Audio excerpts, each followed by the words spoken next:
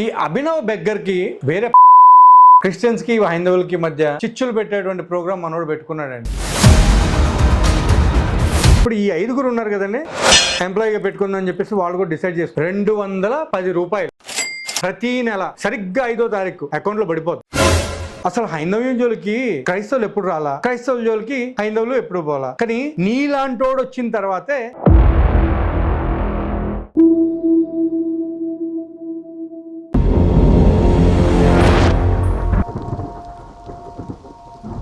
Hi hello నమస్తే, నేను మీ anchor Nagendra. Welcome to Aira media. ఈ రోజు నేను మీ ముందుకు రావడానికి ముఖ్య కారణం ఏంటంటే, మన అభినవ్ బెగ్గర్ ఉన్నారు కదండి, ఈ అభినవ్ బెగ్గర్ ఈ మధ్య ఎంప్లాయీస్ అని చెప్పి ఎవరైతే మనోడిని క్వశ్చన్ చేస్తున్నారో, ఎవరైతే మనోడిని వీడు చేసింది తప్పు అని చెప్పేసి వాళ్ళందరూ మాట్లాడుతుంటే, మనోడు వాళ్ళని ఎంప్లాయీస్ కింద వాళ్ళకి ఇంత పలానా కొంచెం సాలరీస్ ఏదో మాట్లాడుతున్నాడు. దానికంటే ముందు ఈ అభినవ్ బెగ్గర్ కి వేరే పని పాట లేదండి. ఇప్పుడు హైందవుల మీద ప్లాన్ చేస్తున్నాడంట. ఇన్ని రోజులు మనోడు ఊరుకున్నాడంటే, హైందవుల్ని నేను టార్గెట్ చేసి గ్రంథాల గురించి మాట్లాడకూడదు అని చెప్పి సైలెంట్ ఉంటే వీళ్ళు నోటికొచ్చినట్టు మాట్లాడుతున్నారు. ఇంకా రేపటి నుంచి ఉంది వీళ్ళకి, చూడండి 1 by 1 వస్తుంది అని మాట్లాడాడు. షాలేం రాజు అనే పర్సన్ ఒక విధంగా మాట్లాడిన దాన్ని ఈ మనిషి సమర్థిస్తుంది. ఆయన మాట్లాడింది ఏం తప్పలేదు, మరి ఆయన మాట్లాడిన తప్పు అయితే మరి కరుణాకర్ సుగుణ మాట్లాడిన విధానం ఏంటి అని చెప్పేసి కూడా మాట్లాడాడు. కరుణాకర్ సుగుణ గారు మాట్లాడింది 100కి 100% తప్పే. నేను ఈయనలాగా 100కి 100% షాలేం రాజు మాట్లాడింది రైటే, అందులో ఎలాంటి తప్పు లేదు అని చెప్పడానికి అయితే నేను ఇక్కడ కూర్చోలేదు. నేను ఉన్నది ఉన్నట్టు చెప్తాను. ఆయన మాట్లాడాడంటే ఆయన ప్రాస్పెక్షన్ లో ఆయన మాట్లాడాడు, అది తప్పే. నేనే చెప్తున్నా, అలా మాట్లాడకూడదు. కానీ ఇక్కడ ఇంకొక విషయం మనం అర్థం చేసుకోవాల్సింది ఏంటంటే, షాలేం రాజు మాట్లాడిన మాటలకి అండ్ ఇప్పుడు కరుణాకర్ సుగుణ మధ్యలో ఎందుకు తీసుకుని రావడం జరిగింది. షాలేం రాజు మనోడు సేవ్ చేసే ఛాన్స్ అయితే లేదు, ఎందుకంటే సేవ్ చేయలేడు. సింపుల్ గా చెప్పాలి, మనోడు ఎక్కడ ఎవరిని టచ్ చేసినా అది బిస్కెట్. ఎవరి గురించి మాట్లాడినా కానీ అంతే, అది ఏదో మళ్ళీ దొరుకుతాడు. మన ఆడియో లీక్ లో దొరికినట్టు మళ్ళీ దొరుకుతాడు. కానీ ఇప్పటికీ సిగ్గు అనేది లేకుండా నిజాలని నిర్భయంగా ఇప్పటికీ ఒప్పుకోకుండా పాడిందే పాటరా పాసిపోల దాసు అనేసి మళ్ళీ హైందవులకి క్రిస్టియన్స్ అంటే చులకన, అసలు ఇష్టం లేదు, వ్యతిరేకత అని చెప్పేసి మాట్లాడి క్రిస్టియన్స్ కి హైందవులకి మధ్య చిచ్చులు పెట్టేటువంటి ప్రోగ్రామ్ మనోడు పెట్టుకున్నాడండి. ఎందుకంటే మనోడు 3 రోజులు కూడా సైలెంట్ ఉన్నాడంట, అదే సంస్పోదం అని చెప్పేసి. ఇప్పుడు మనోడు ఎంటర్ అయ్యాడు కదా, ఇంకా సంస్పోవడం కాదు, ఇంకా పెరుగుతుంది. ఎందుకంటే మనోడు నిజాన్ని నిజాయితీగా ఒప్పుకునే మనస్తత్వం కాదు కదా, ఎంతవరకు కూడా దాన్ని ఏ విధంగా ఇంకా పెద్ద చేయాలి అని ఆలోచించే రకంలో ఒకడన్నమాట. మనోడిని ఎవరు ఎదిరించినా గానీ, ఎవరు నిజంగా మాట్లాడినా అంటే నిజాలు మాట్లాడినా మనోడి గురించి, వాళ్ళని మనోడి ఎంప్లాయీస్ అని మాత్రం చెప్తూ ఉంటాడు. అదే విధంగా కొంతమంది పాస్టర్స్ ఉన్నారు కదా, పాస్టర్స్ ని కూడా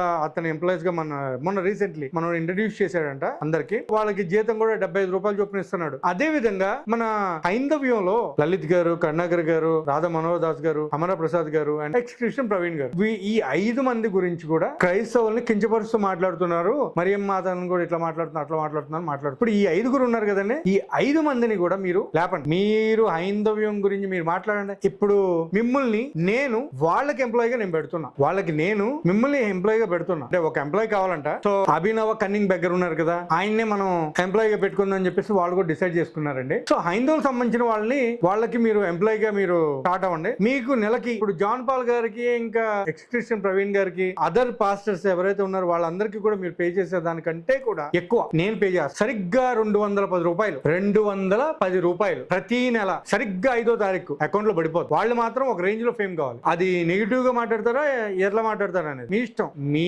ఓపిక. నెలకి 210 రూపాయలు మా ఐరా మీడియా తరఫున లేదా నా పర్సనల్ గా నేను ఇస్తా, ఓకేనా? ఎందుకంటే నీకు ఎట్లా జాబ్ లేదు, అట్లీస్ట్ ఈ విధంగా సరే కొంచెం నీకు వస్తాయి కదా. ఎందుకు నువ్వు అడుక్కుంటున్నావు, కొంచెం కోటు సూటు వేసుకుని మరి అడుక్కుంటే కొంచెం గలీజ్ గా ఉంది. నా మాటిని ఈ 210 రూపాయలు తీసుకుని వాళ్ళ గురించి మాట్లాడడం మొదలెట్టు. అది అన్నావు కదా, నువ్వే అన్నావు రేపటి నుంచి చూపిస్తా, ఒక్కొక్కరికి ఉండదు, రేపటి నుంచి ఏదో చూపిస్తాను కదా, సరే చూపించు, నేను కూడా చూస్తాను. ఓకే, ఇప్పుడు మన అభినవ్ బెగ్గర్ కి మనం జాబ్ కల్పించబోతున్నాం. అదేంటి అంటే, ఇప్పుడు మన ఐరా మీడియాకి ఎంప్లాయీ అండి, కాకపోతే సిపిఎఫ్ ఆయన ఛానల్ లో చేసుకుంటాడు.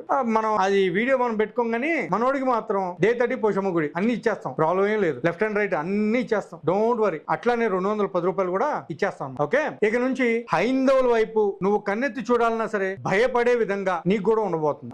మర్చిపోయానండి, ఈయన కరుణాకర్ సుగుణ అని డ్రైనేజ్ అన్నాడు కదండి, మర్చిపోయాను. మరి ఈయన కూడా ఒకప్పుడు నేను బైబిల్ని వదిలేస్తున్నా, వాళ్ళ చావే నాకు ముఖ్యం, లకారాలు మకారాలు యూజ్ చేసిన సందర్భాలు లేవా నాయన? బైబిల్ని పక్కన పెడుతున్నాను మాట్లాడడం ఆడియో నేను ఇప్పుడు ఎతికి వినిపించాలా, లేకపోతే నెక్స్ట్ వీడియోలో ప్లే చేస్తాను. ఇది గుర్తు పెట్టుకుంటాను, మీరు కూడా గుర్తు పెట్టుకోండి. ఒకవేళ నేను మర్చిపోయినా మళ్ళీ గుర్తు చేయండి తప్పకుండా. నేను అది ఆ వీడియో ఆ ఆడియోని నేను వినిపిస్తాను. ఆయన డ్రైనేజ్ అయితే నువ్వు కూడా అదే కదా, దానిలోంచే కదా నువ్వు బయటకు వచ్చింది. అదండి పరిస్థితి. నేను ఈ అభినవ్ బెగ్గర్ కన్నింగ్ బెగ్గర్ ఎవరైతే ఉన్నారో 210 రూపాయలు ఇస్తున్నాను. ప్రతి నెల ఎగ్జాక్ట్ గా 5వ తారీఖు పడిపోద్ది. ఓకేనా? మరి నువ్వు మాట్లాడాలి, మరి మాట్లాడకపోతే 210 రూపాయలు నీకు పడుద్ది. నీకు జీతం ఇచ్చి నేను పెట్టుకుంటున్నా. హైందవ్యంలో ఉన్న పెద్దవాళ్ళు ఎవరైతే ఉన్నారో వాళ్ళందరి గురించి నువ్వు మాట్లాడాలి. రోజుకు ఒక్కరి గురించి మాట్లాడతావా, లేకపోతే రోజుకి 3 వీడియోలు చేస్తావా, 4 వీడియోలు చేస్తావా, నీ ఓపిక, నీ ఇష్టం, చెయ్యి, నేను చూస్తాను. ఇది ఒక ఆట అయిపోయింది. హైందవ్యాన్ని అడ్డం పెట్టుకుని క్రైస్తవ్యాన్ని అడ్డం పెట్టుకుని హైందవ్యాన్ని మాట్లాడాలు. అసలు హైందవ్యం జోలికి క్రైస్తవులు ఎప్పుడు రాలా, క్రైస్తవుల జోలికి హైందవులు ఎప్పుడు పోలా. కానీ నీలాంటోడు వచ్చిన తర్వాతే ఈ ప్రాబ్లమ్స్ అన్ని స్టార్ట్. ఆ శాలేం రాజు లాగా, నీలాగా, మళ్ళీ అజయ్ బాబు లాగా మీరు వచ్చిన తర్వాతే ఇదంతా జరుగుతుంది. ముందు మీరు నిక్కచ్చగా ఆడవండి, అప్పుడు క్రైస్తవం చాలా బాగుంటుంది. ఎందుకంటే క్రైస్తవుల్లో ఎవ్వరి గురించి ఎట్లాంటి అభ్యంతరాలు లేవు. అరే స్కూల్లో, కాలేజెస్ లో, పనిచేసే దగ్గర అందరు కలిసి కట్టుగా పని చేసుకుంటారండి.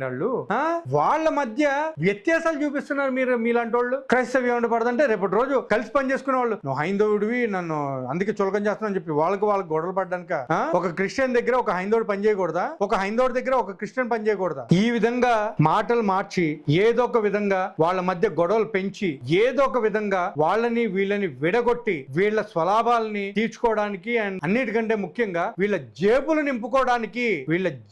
నింపుకోవడానికి వేస్తున్నటువంటి ప్రణాళికలు ఇవన్నీ. దయచేసి ప్రతి ఒక్కరికి నేను చేసేటువంటి విన్నపం ఒకటే, దయచేసి ఎవరైనా సరే వీళ్ళని అస్సలు ఎంటర్టైన్ చేయకండి. నేను మళ్ళీ చెప్తున్నా. అసలు నిజం చెప్పాలి, మొన్న ఆడియో లీక్స్ అప్పుడే ఈ మనోడు పని అయిపోయిందండి. ఎవరు దేకను కూడా దేకట్లేదు, ఎవరు పట్టించుకోవట్లేదు. మళ్ళీ ఎప్పుడైతే శాలిం రాజుది టాపిక్ రావడం ఇవన్నీ మొదలైనయో మళ్ళీ స్టార్ట్ చేశాడు. ఏం లేదు, క్రిస్టియానిటీలో ఏదైనా అంటే వస్తుందా అని చూస్తాడనమాట. అది రాగానే మనోడు అటాక్ చేస్తాడు. కానీ ఈ రోజు ఛానల్స్ లో పరుగు పోయింది కదా, క్రైస్తవ్యం పరుగు తీయడానుకున్నావు నువ్వు. నాకు అర్థం కాదు, తలాతోక లేకుండా మాట్లాడుతున్నావు. క్రైస్తవ్యంలో ఉండి నువ్వు క్రైస్తవ్యానికి రిప్రజెంటేటివా? వాళ్ళు కాదురా బాబు, నువ్వు మాకు వద్దు అని చెప్పి వాళ్ళు చెప్తుంటే, లేదు నేను ఉంటా అని చెప్పేసి నువ్వు ఎగురుకుంటే వెళ్ళి మరి నువ్వు చేస్తాను. పోనీ అక్కడికి వెళ్ళేమన్నా న్యాయంగా మాట్లాడుతున్నావా? డిబేట్స్ లో మొత్తం అన్యాయమే. వాళ్ళు ఒకటి మాట్లాడుతుంటే మనోడు వేరే మాట్లాడతాడు. నాన్న కన్నింగ్ వాళ్ళు ఏం చేద్దాం అనుకున్నాడు డార్లింగ్, నువ్వు ఏం చేద్దామని? అసలు నువ్వు చేసే పనులకి నాకు తెలిసి రేపు రోజు ఓట్లు పడతాయి అనుకుంటున్నావా?